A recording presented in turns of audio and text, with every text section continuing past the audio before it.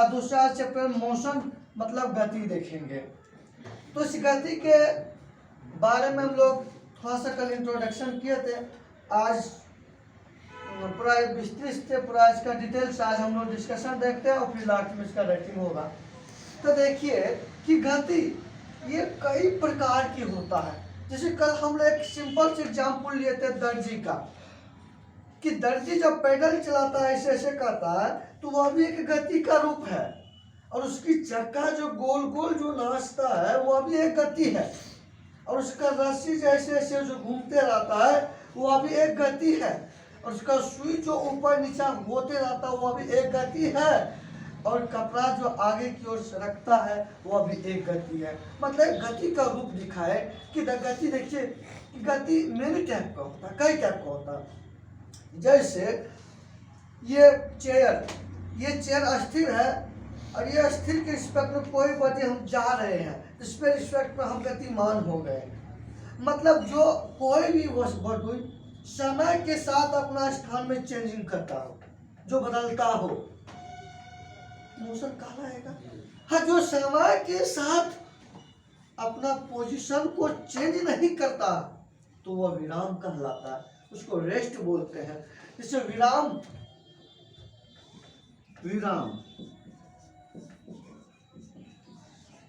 Motion उसे कहते हैं जो भी बॉडी समय के साथ अपने पोजीशन अपने स्थान को चेंज करता हो वह गति कहलाता है।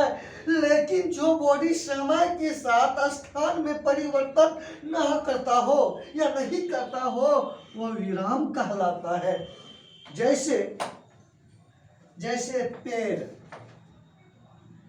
वो अपना पोजीशन समय के साथ समय चल रही है, वो अपना पोजीशन चेंज नहीं कर पा रहे हैं। हम उस पेड़, लेकिन कोई व्यक्ति साइकिल से वो एक स्थान से दूसरे स्थान जा रहा है, उसका समय के साथ स्थान भी बदल रहा है। अभी यहाँ है, फिर तिरंगा चौक, फिर पॉलिटेक्निक ढाला, हनुमान चौक, तो वो मोशन में कहलाएगा, गति में कहलाएगा। तो इस गति के अंतर्गत कुछ पॉइंट पहले भी डिस्कस कर चुके हैं। आज इस चैप्टर के नाते कुछ आज भी डिस्कस करेंगे बिना समय गंवाए हुए, उसमें ज़्यादा समय हम लोग नहीं देंगे। तो सबसे पहले इसमें आज हम लोग देखेंगे दूरी, डिस्टेंस।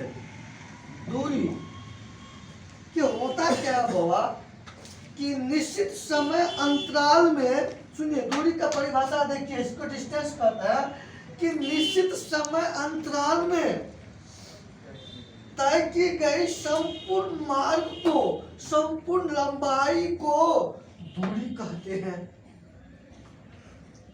दूरी कहते हैं। देखिए बच्चों कि ये मान लेते अपना कोचिंग है, ये इसका यहाँ पे मान यहाँ से आ गया, क्या कहता भविष्य चौक, यहाँ से आ गया अपना घर। मतलब ये घूमते यहाँ से यहाँ आने में मान लेता है कि 1 घंटा का समय लगा। कितना? 1 घंटा। और यहाँ से यहाँ तक इसका घर का मान लेते हैं 5 किलोमीटर है। कितना किलोमीटर? 5 किलोमीटर। तो 1 घंटा में इसके द्वारा तय की गई संपूर्ण मार्ग था 5 किलो।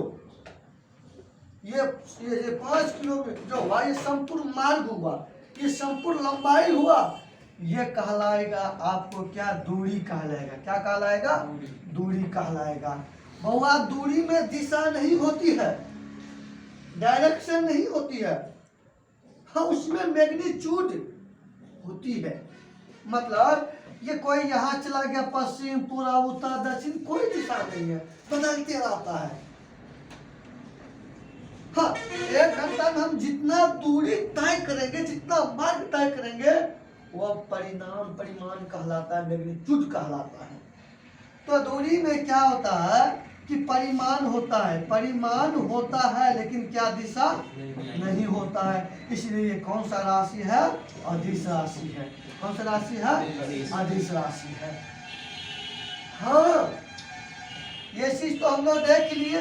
अब देखिए विस्थापन देखते हैं। विस्थापन, और इसका देख लीजिए दूरी का SI मात्रक मीटर होता है। क्या होता है? मीटर। इसका विमा होता है L। क्या होता है? L। ये विमीय सूत्र हो गया दूरी का विमीय सूत्र L है।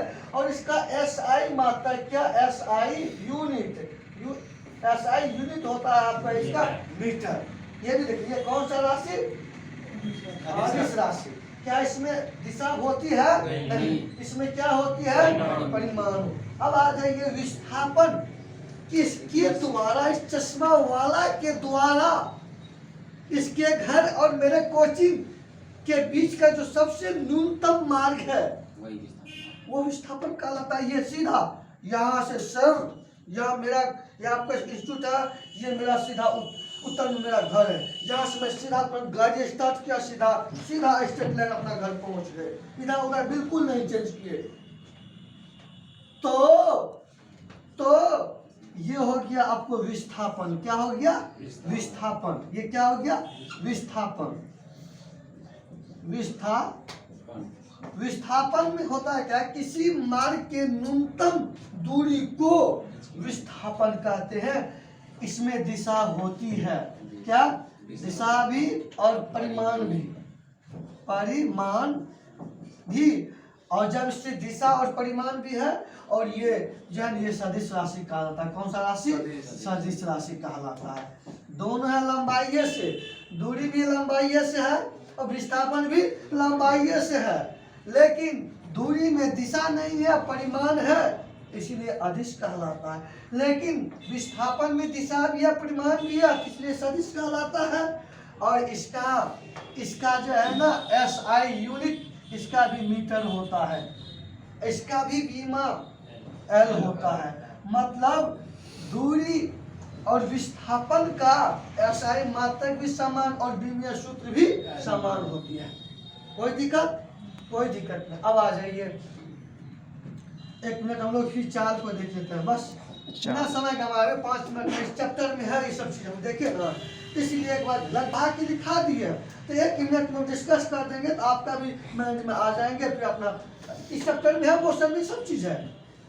आइए, चाल बराबर होता है दूरी बटा टाइम। समय। क्या होता है? दूरी बटा टाइम। समय। तो देखिए, निश्चित समय में या इकाई समय में तय की गई मार्ग को चाल कहते हैं। दिशा नहीं बोले, हाँ समय है। तो ये हो गया आपको जो है ये अदिश राशि। कौन सा राशि? अदिश राशि। और हम लोग जानते हैं दूरी का मीटर और समय का सेकंड। मीटर पर सेकंड चाल का SI मात्रक होता है। अब आ जाइए अब आ जाइए इसका जो है ना वेग बराबर विस्थापन बटे समय। विस्थापन बटे समय। आ जाइए, कहता है इकाई समय में निश्चित दिशा में, देखो डायरेक्शन आ गया है, डायरेक्शन आ गया, दिशा आ गया। कहता है इकाई समय में निश्चित दिशा में तय की गई मार्ग को या तय की गई विस्थापन को वेग कहते हैं। क्या कहते हैं? वेग कहते हैं। और ये सदिश राशि है। कौन सा राशि है? सदिश राशि है। इसका भी SI मात्रक होता है, मीटर पर सेकेंड होती है। समझ गए ना? ये अब इसमें हम लोग लेते हैं त्वरण। क्या लेंगे? यहां से त्वरण। और त्वरण को इंग्लिश में एक्सीलरेशन बोलते हैं, और विस्थापन को डिस्प्लेसमेंट बोलते हैं, और दूरी को डिस्टेंस बोलते हैं, चाल को स्पीड बोलते हैं, और वेग को वेलोसिटी बोलते हैं। अब आ जाइए, इसको एक्सीलरेशन मतलब इसको छोटा a से सूचित किया जाता है। किस a से? छोटा a से। कभी एग्जाम में पूछ दिए जाते हैं कि एक्सीलरेशन को, त्वरण को किससे सूचित किया जाता है? a से, छोटा a से। तो त्वरण बराबर होता है वेग बटे समय। क्या होता है? वेग बटे समय। इसका परिभाषा देखिए कि वेग में परिवर्तन की दर को त्वरण कहा जाता है। क्या कहा था?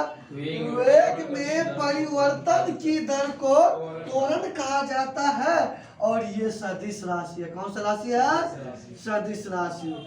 हम लोग वेग का एसआई मात्रक मीटर पर सेकेंड लिख लीजिए, मीटर पर सेकेंड अब बटा सेकेंड बराबर मीटर पर सेकेंड स्क्वायर होता है। कोई दिक्कत?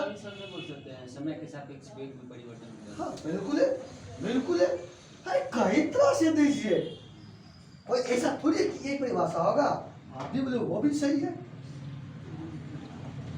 अब आ जाइए, हम लोग इसमें देख लिए और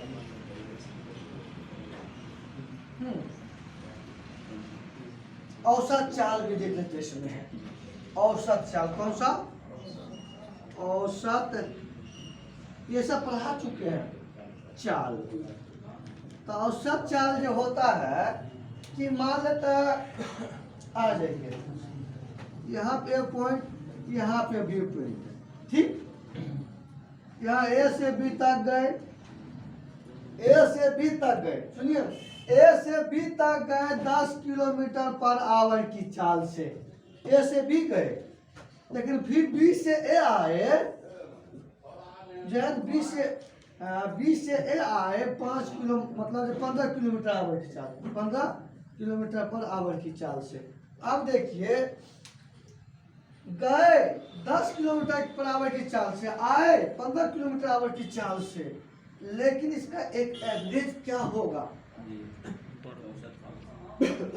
तो एवरेज निकालने के लिए होता क्या कि 2 इंटू प्रारंभिक चाल, इसको x मान लेते हैं, और फिर आने वाला चाल, तो x इंटू वाई बटा एक्स प्लस वाई। इससे क्या होगा कि इसका एक एवरेज निकल जाएगा कि ना हम इसके आसपास आएंगे जाएंगे। समझ गए ना? ये आपको औसत होता, औसत चाल होता है। समझ गए ना? औसत चाल का फॉर्मूला ये होता है कि 2 इंटू एक्स इंटू वाई बटे एक्स प्लस वाई, और ये x हो गया जाने वाला चाल, y हो गया आने वाला चाल। कोई दिक्कत? कोई दिक्कत नहीं। अब बच्चों इस चैप्टर में हद तक ये बात हम लोग पहले कर चुके थे। अब है वैसे चैप्टर कौन? मोशन, गति। आज हम लोग देखेंगे कि गति के बारे में, दोनों वीडियो को गति से संबंधित नियम को सबसे पहले प्रतिपादित किया था न्यूटन साहब ने। मतलब ये गति के बारे में सोचना, आदमी कैसे चलता है, क्या होता नहीं होता है, कैसे गाड़ी ऐसे वैसे, मतलब सबसे पहले मायने में जो ये सब विचार आया वह न्यूटन साहब को आया। और ये न्यूटन साहब अपने पुस्तक प्रिंसिपिया, कौन सी?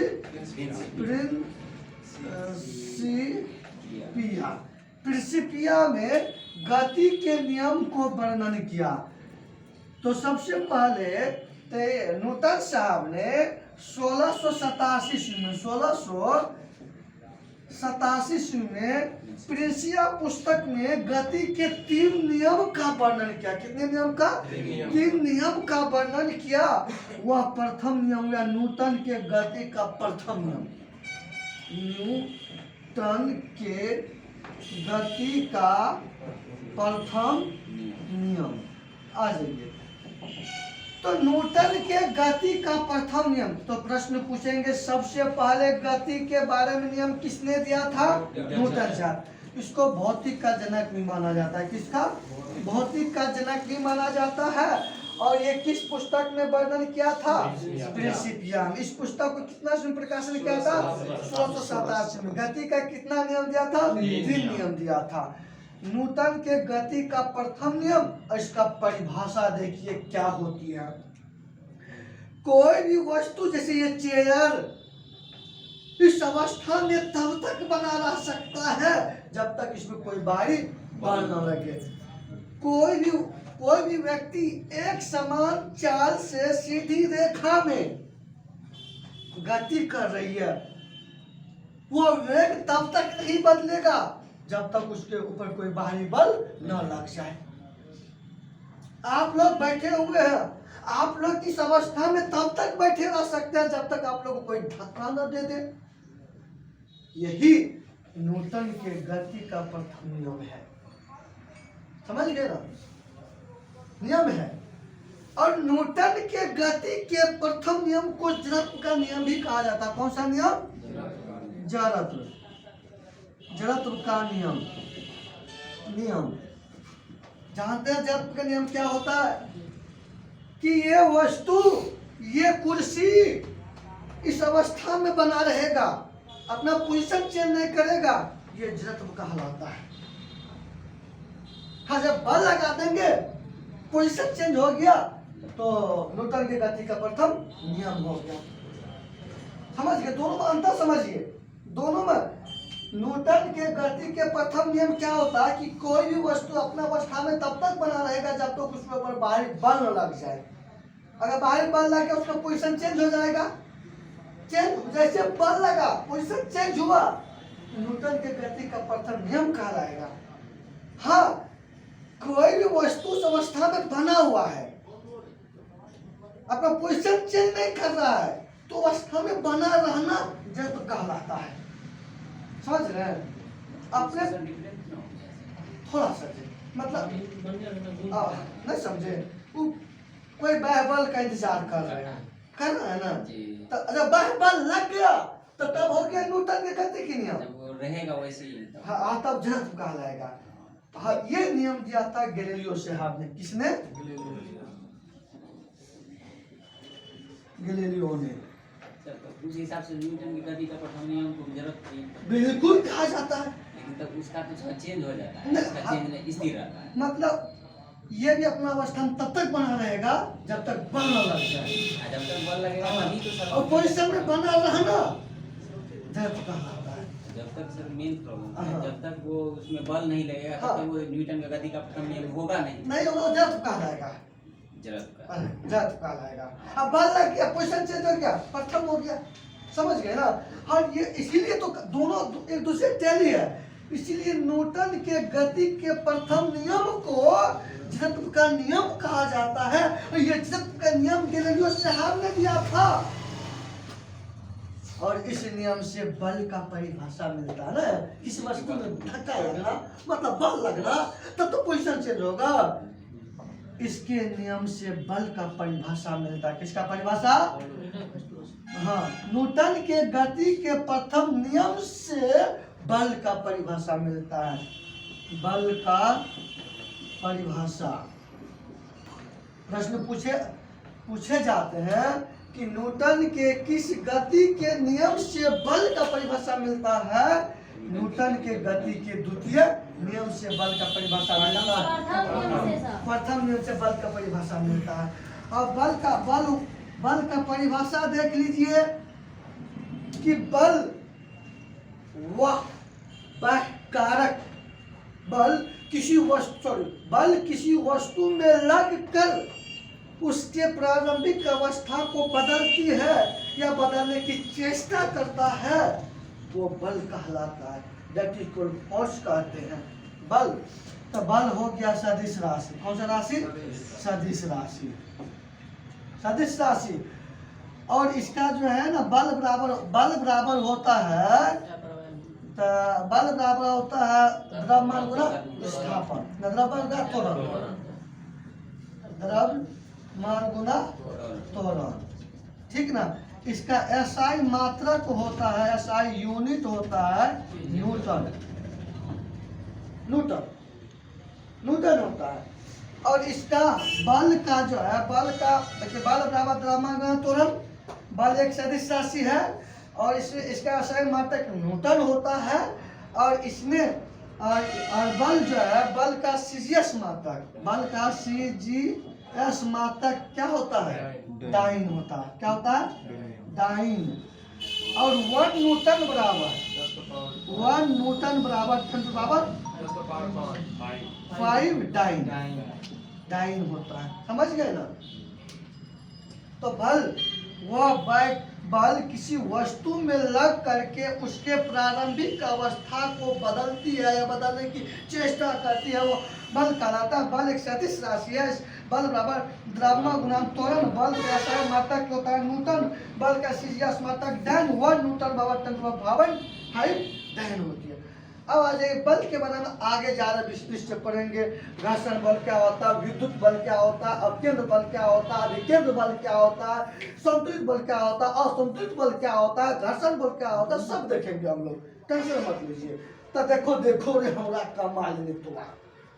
तब आ जाइए आगे हम लोग देखते हैं कि जड़त्व का कुछ एग्जाम्पल है जो मजाक से हम लोग देखेंगे और एंजॉय करते हुए देखेंगे। तो अब आ जाइए जड़त्व का कुछ एग्जाम्पल, उदाहरण। क्या देखना है? उदाहरण, उदाहरण।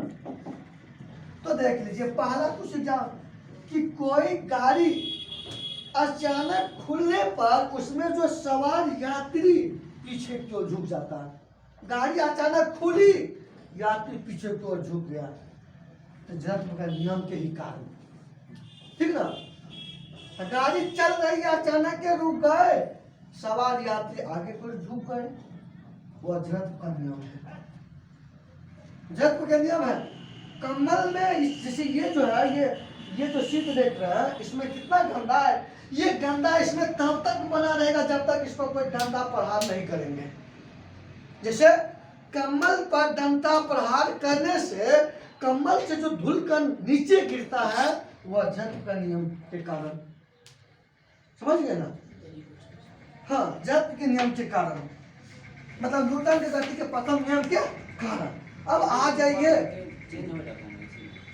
अब आइए जैसे चलती गाड़ी में, गाड़ी से कूदने पर, गाड़ी की दिशा में दौड़ने पर आपका बैलेंस बना रहेगा, आप नहीं गिरिएगा, तो वो है आपको जड़त्व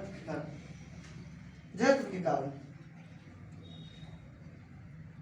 देखिए ना, जैसे ये रोड है, यहाँ मोड़ हो गया है, यहाँ ऐसे रहता है सड़क। अगर ऐसे नहीं किया, सीधा एकदम प्लेन कर देगा, तो गाड़ी इधर मुड़ कर नहीं, सीधा इधर जाके गड्ढा में गिर जाएगी। यहाँ पे जड़त्व का नियम कुछ लागू होता है।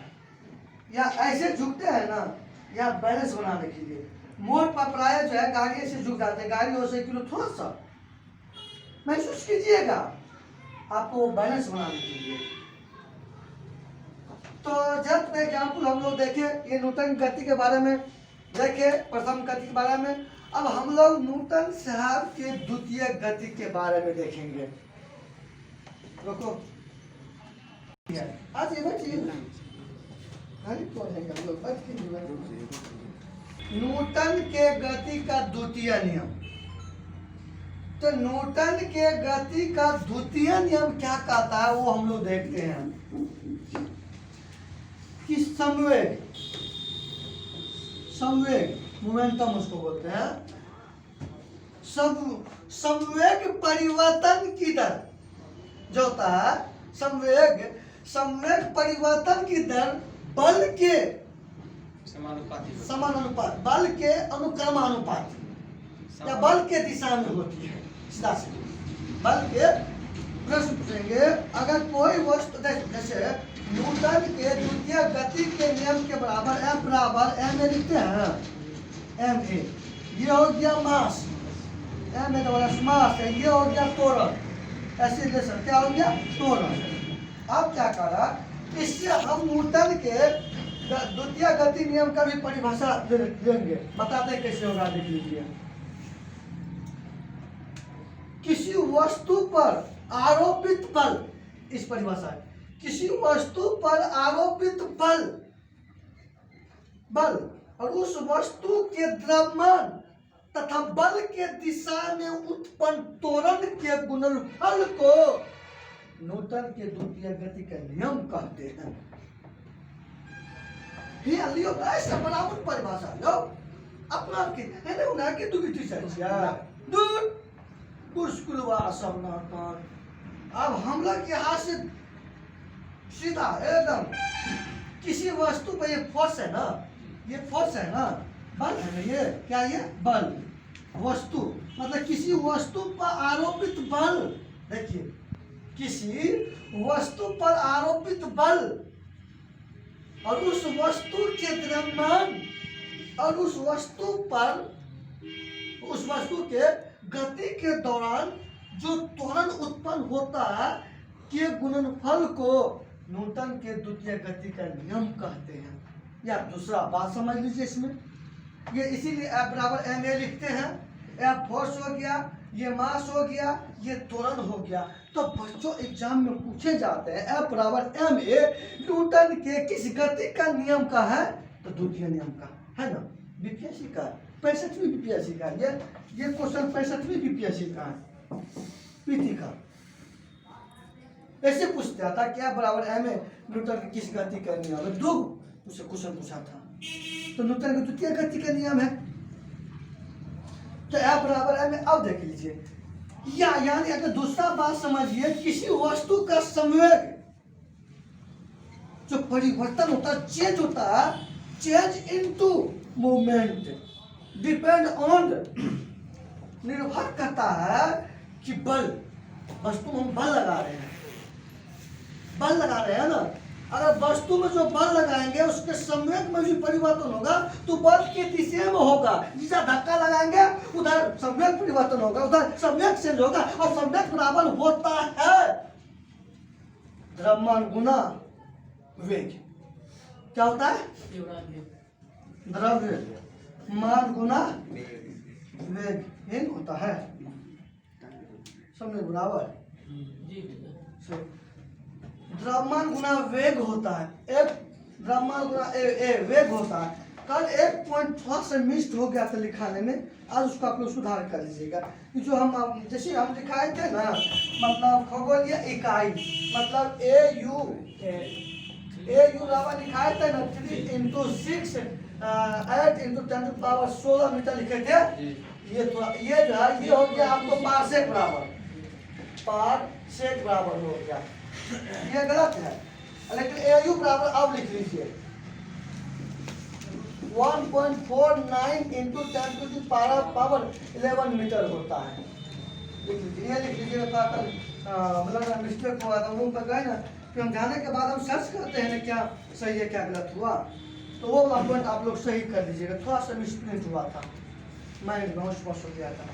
अच्छा कोई बात नहीं, तो हम लोग देख लिए संवेग बराबर द्रव्यमान गुना वेग होता है।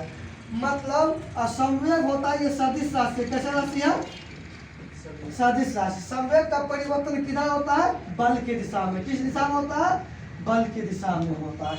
जितना हम बल लगाएंगे उतना संवेग में परिवर्तन होगा। अब आ जाइए, ये न्यूटन के द्वितीय गति के नियम हुआ, और द्वितीय गति के नियम से बल का व्यंजक प्राप्त होती है। किसका, बल का व्यंजक। बच्चों न्यूटन के द्वितीय गति के नियम से बल का व्यंजक प्राप्त होती है। तो प्रथम से परिभाषा, दूसरा से व्यंजक। तो क्वेश्चन पूछेंगे न्यूटन के किस गति के नियम से बल का व्यंजक प्राप्त होती है, द्वितीय से। परिभाषा प्रथम से।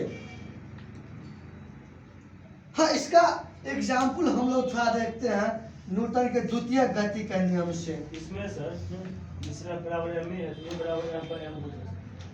क्या क्या बोले, f बराबर m है, हाँ ये बराबर m पर m। हाँ, क्यों नहीं होगा? या लिख सकते हैं, क्यों लिखेंगे, क्यों नहीं होगा, हाँ होगा। क्यों होगा, बिल्कुल होगा। फोर्स पे तो हाँ, नहीं बिल्कुल सही है। कुछ एग्जाम्पल हम लोग देखते हैं, जैसे साइकिल, मोटरसाइकिल या सीट के नीचे में जो स्प्रिंग लगा रहता है, वो स्प्रिंग जो लचता है वो न्यूटन के द्वितीय गति नियम पे कार्य करता है।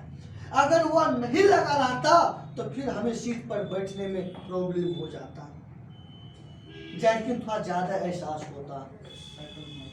हाँ, साइकिल का सीट जो कट जाता है तो वो न्यूटन के द्वितीय गति के नियम पर। देखो सबसे एग्जाम्पल करिए, जब बच्चा सोफा के गद्दे पे जो उछलते रहता, कूदते रहता, उसको चोट नहीं लगता है क्योंकि वो गद्दा लचक लचक करते रहता है, तो वो न्यूटन के द्वितीय गति का नियम है।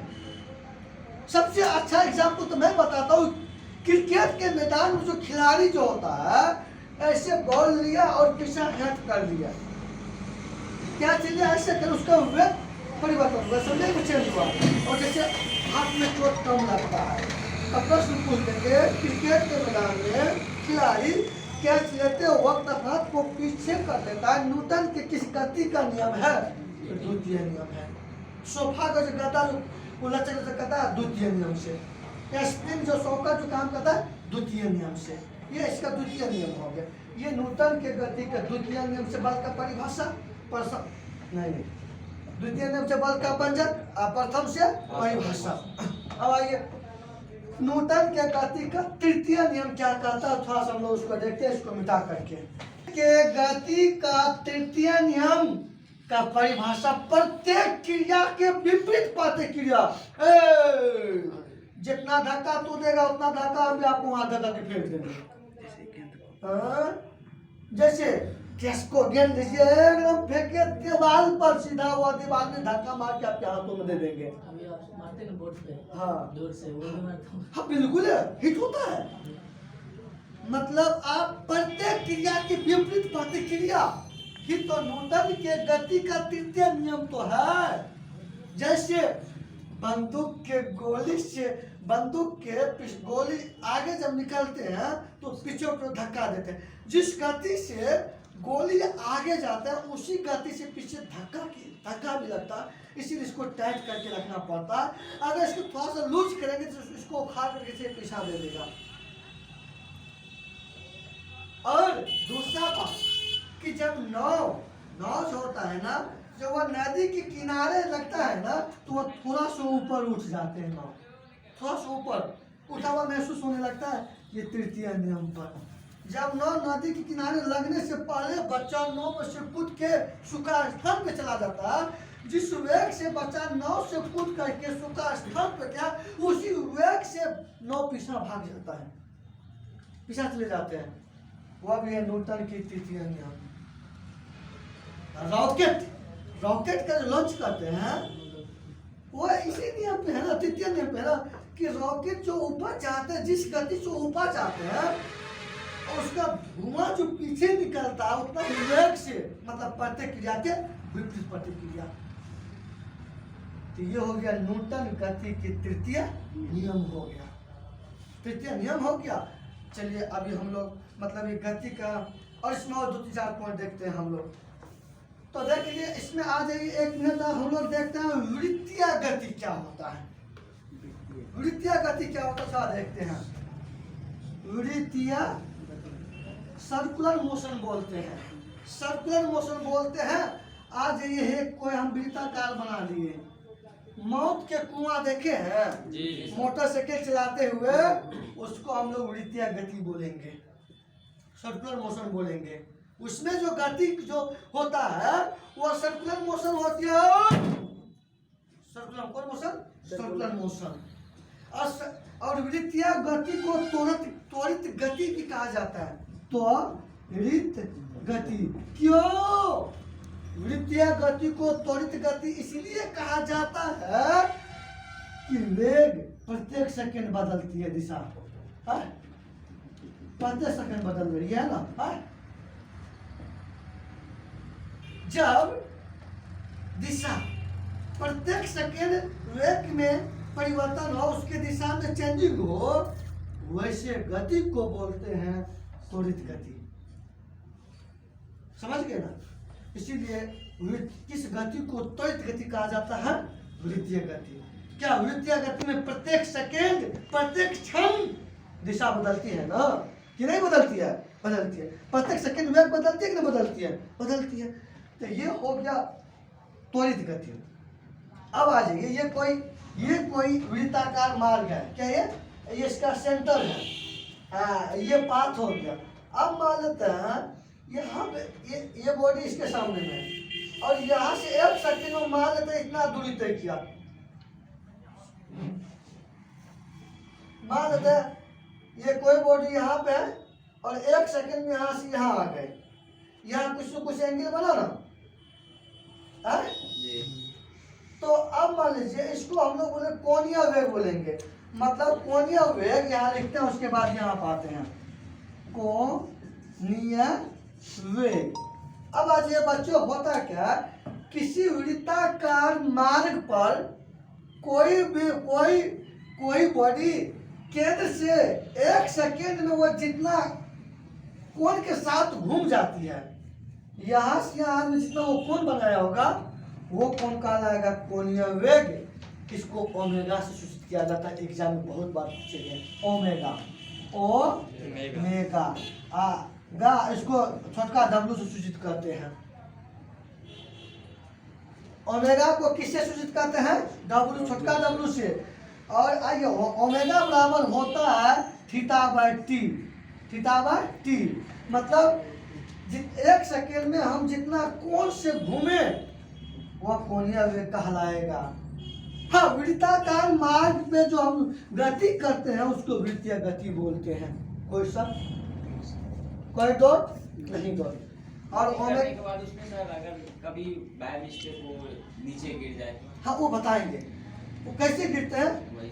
अब केंद्र बल और अभी केंद्र बल अभी हम बता सब बल बताएंगे, चिंता बस अभी तो कभी होता है घूमते घूमते। अच्छा आज आप जो बोले हैं कि ठीक है ये मौत की कुआं है, मान लेते हैं हाँ? ये मौत की कुआं, इसमें गाड़ी चक्कर लगा रही तो कैसे? कैसे हम लोग आज तक जाना करते थे कि वो जादू भी चल रहा है, जादू। अरे वो सर जादू तो कुछ नहीं है, न्यूटन भैया अभी दिखाते हैं कमाल। और आप भी चलाना स्टार्ट कर दीजिएगा अभी से। कुछ नहीं। आइए पहले हम 2 बल के बारे में बताएंगे तब जाकर के समझ जाइएगा। पहले अपकेंद्र बल, अपकेंद्र केंद्र बल और अभिकेंद्र बल, अभी केंद्र बल। आ जाइए, जैसे ये मौत के कुआं है, इसमें गाड़ी चक्कर लगा रही है, क्या गाड़ी मूविंग कर रही है, चक्कर लगा रही है, तो ये मोटरसाइकिल ये तख्ता हो गया, क्या हो गया, तख्ता हो गया, इस पे गाड़ी घूम रही है। तो मोटरसाइकिल के टायर जो तख्ता पे बल लगाएंगे ना, वो जो बल लगाएंगे बाहर क्यों लगेगा, वो हो जाएगा अपकेंद्र बल। और अपकेंद्र बल और तख्ता भी तो टायर को बल लगाते हैं। तख्ता जो टायर पर लगाएंगे तो केंद्र क्यों लगाएंगे, किधर लगाएंगे, भीतर क्यों लगाएंगे, इसको बोलेंगे अभिकेंद्र बल। इन दोनों बल में से कोई बल अगर अब्सेंट हुआ तो गाड़ी गिरना स्वतः है। अगर ये बल काम करेगा तो मौत के कुआं के बीच में गिरेगा, अगर ये बल काम करेगा तो तख्ता को तोड़ के बाहर गिर जाएगा। हाँ उस तरह जा करके वो करते रहेगा। शरीर जो बैलेंस रहा था उसमें, जैसे रोड पे चल मौसम हाँ उसी तरह मौसम गति इसीलिए मौत के कुआं में गाड़ी चलाना तभी संभव होगा जब ये दोनों बल प्रेजेंट रहेंगे। इनमें से कोई एक भी बल अब्सेंट हुआ तो फिर वह काम वहां नहीं हो पाएगा। समझ गए ना। तो अपकेंद्र बल, अब आइए अपकेंद्र बल की चर्चा हुआ है, तो इस बल जो दूध से जो क्रीम निकालता है ना, वो जो वहां भी बल लग रहा है, वहां पे यही बल कार्य करते हैं। और सबसे छोड़िए, शादी करिएगा आपको वॉशिंग मशीन आएंगे घर में, कनियन के कहे जान कना कपड़ा धोने दो, लागू नहीं जैसे अथिए में धोए जैसे वॉशिंग मशीन में, वहां भी बल कार्य करते हैं। मतलब वॉशिंग मशीन में भी जो बल कार्य करते हैं तो अपकेंद्र बल कार्य करते हैं। बल खुश सर घूमने के बाद वो साफ कैसे हो जाता तो बाहर क्यों बल लगता है, हम बल वहां कर रहे हैं ना, हम ऐसे ऐसे कर उसमें बल लगा रहे हैं ना, उसमें भी ऐसे तो घूम रहा है, बाहर को धक्का लगता है, कपड़ा में बाहर को धक्का लगता है और दीवार से टकराती है वहां पर। हाँ तो प्रश्न पूछेंगे वॉशिंग मशीन में कौन सा बल कार्य करते हैं, अपकेंद्र बल, और दूध से क्रीम निकालने वाला मशीन भी अपकेंद्र बल। मौत के कुआं में कोई भी, हाँ एक मिनट आ जाइए, यहाँ पे भी दोनों बल कार्य करते हैं। तब तो यहाँ ऐसे मुर्गा झुक जाता है, साइकिल घुमा लेते हैं, समझ गए ना। तो अब तो आपके मौत के कुआं में तब किसी को तो कंफ्यूजन तो नहीं है, अब सब कोई भी चला सकते हैं, बस हिम्मत रखना चाहिए। सर जैसे बाइक साइकिल सब रोड पे चलाते हैं उसमें सर वो घर्षण तो सब पढ़ाएंगे, बल पढ़ा रहे हैं ना, तो तुम्हें चिंता मत करो भक्त, कल के महाभारत है तो मुमकिन है। आइए आज हम लोग अब आगे देखते हैं प्रक्षेप गति क्या होता है।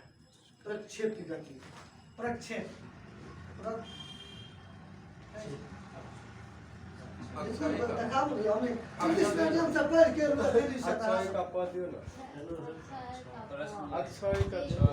आ जाइए।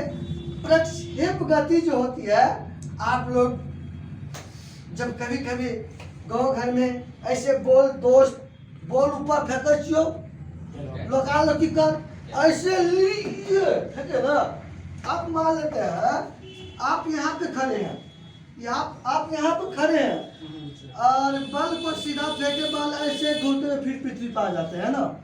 है? आ जाइए, ये बी पॉइंट हो गया। आपने बल को फेंके, ऐसे फेंके बल ऐसे करके पृथ्वी पर आ जाएंगे, मतलब कुछ दूरी तय करेंगे। अब आइए, ये जो आकार बनता है ये परवल की आकार का बन जाता है। परवल खाएंगे ना, उस रूप का ये धारण कर लेता है।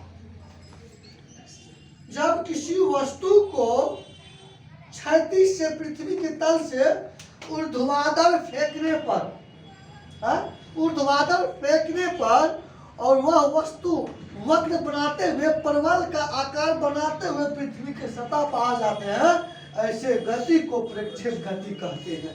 कोई तो हाँ, यहाँ से फेंकने पर वस्तु ऊपर गया, यहाँ इसका अधिकतम बिंदु हुआ और यहाँ से यहाँ तक आने में फिर पुनः पृथ्वी पर आने में परवल आकार बनाते हुए पृथ्वी तक आने में जितना समय लगा उसको उड्डयन काल बोलते हैं। क्या बोलते हैं? उड्डयन। सर इसमें समान वेग से ही चलता है कि सर बीच में जाने के बाद? आप एक मिनट बताता हूँ। यहाँ उड्डयन काल हुआ और ये जितना समय लगा यहाँ से यहाँ तक आने में उड्डयन काल कहलाता है। और यहाँ से ये कुछ पृथ्वी को जाए तो कुछ दूरी तय किया ना, इस दूरी को प्रास बोलते हैं। कौन? प्रास बोलते हैं, प्रास बोलते हैं।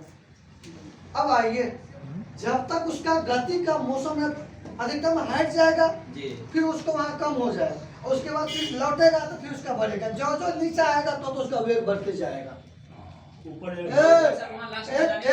यहाँ गया, वहाँ वाले में शून्य हुआ, अब फिर आया, यहाँ से ऐसे छोड़े ना, यहाँ छोड़ने के बाद यहाँ छोड़े ना, ये जो जो जो जो पृथ्वी के निकट आएंगे इसका वेग बढ़ते जाएगा, वेग बढ़ते जाएगा। इसे जैसे हम जिस वेग से छोड़े उससे ज्यादा वेग से नीचे आए। हाँ हाँ, क्योंकि नीचे बताएंगे ग्रेविटेशनल फोर्स बनाएंगे ना, उसके बाद बताएंगे वहाँ पे। अब ये इसमें ना ले लीजिए क्योंकि वहाँ से शून्य हो जाएगा ना। हाँ, जैसे हम फेंकेंगे ग्रेविटेशनल फोर्स बनाऊंगा ना गुरुत्वाकर्षण, मैं वहाँ बिल्कुल तो वो ये सब चीज़ सब तो मिला के ले लो उसमें। अच्छा 2 मिनट रुक आने दीजिए सबको, क्योंकि सब एग्जाम ITI का आज है ना, बच्चा सब अधिकांश पॉइंट के सर आज ITI को पूर्णिया कोई कहीं